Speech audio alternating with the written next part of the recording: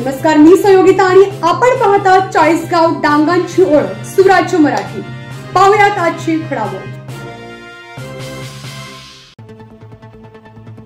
देशी गाय आता राज्यमाता गोमाता। पशुपालकांना प्रति गाय 50 रुपये अनुदान। प्रत्येक जिल्ह्यात गोशाळा पडताळणी समिती। महाराष्ट्रात आता देशी गायींची ओळख राज्यमाता गोमाता अशी असेल। भारतीय संस्कृती जपणाऱ्या देवाभाऊंच्या महायुती सरकारने हा निर्णय घेतलाय। या संबंधीचा शासकीय अध्यादेश नुकताच जारी करण्यात आला आहे।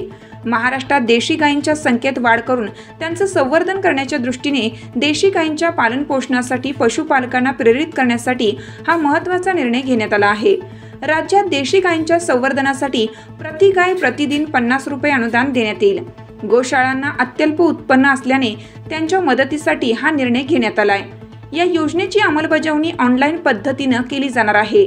यासाठी राज्यातील प्रत्येक जिल्ह्यात गोशाळा पडताळणी समिती असेल। या निर्णयामुळे गोमातांचं रक्षण होणार आहे।